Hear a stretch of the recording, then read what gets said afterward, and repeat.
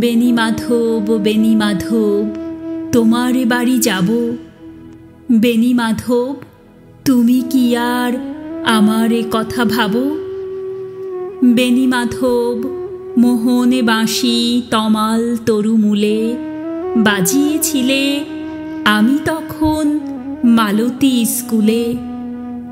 ডেস্কে বসে অঙ্ক করি, ছোট্ট ক্লাস ঘর, বাইরে দিদিমণির পাশে দিদিমণির বর।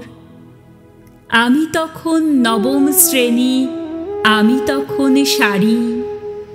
আলাপ হলো বেনি মাধব, সুলেখাদের বাড়ি।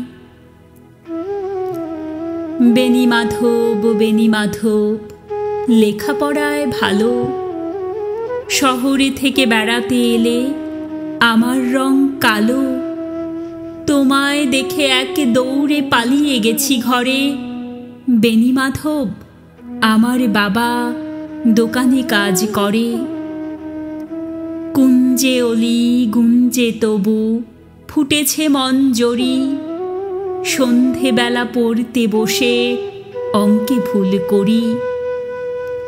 আমি তখন নবম শ্রেণী, আমি তখন 16। ব্রিজের ধারে বেনি মাধব, লুকিয়ে দেখা হলো। বেনি মাধব, বেনি মাধব, এত দিনের পরে সত্যি বলো, সেসব কথা এখনো মনে পড়ে? সেসব কথা বলেছ তুমি তোমার প্রেমিকাকে।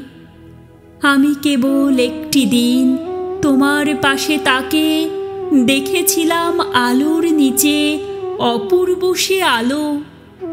স্বীকার করি দুজনকেই মানিয়েছিল ভালো। জুড়িয়ে দিল চোখ আমার, পুড়িয়ে দিল চোখ। বাড়িতে এসে বলেছিলাম ওদের ভালো হোক। রাতে এখন ঘুমোতে যাই একতলার ঘরে। মেঝের উপরে বিছানা পাতা, জ্যোৎস্না এসে পড়ে। আমার পরে জীবন ছিল চোরাপথের বাঁকে মিলিয়ে গেছে, জানি না আজ কার সঙ্গে থাকে। আজ জুটেছে, কাল কি হবে, কালের ঘরে শনি। আমি এখন এই পাড়ায় সেলাই দিদিমণি। তবু আগুন বেনি মাধব, আগুন জ্বলে কই। কেমন হবে আমিও যদি নষ্ট মেয়ে হই? কেমন হবে আমিও যদি নষ্ট মেয়ে হই?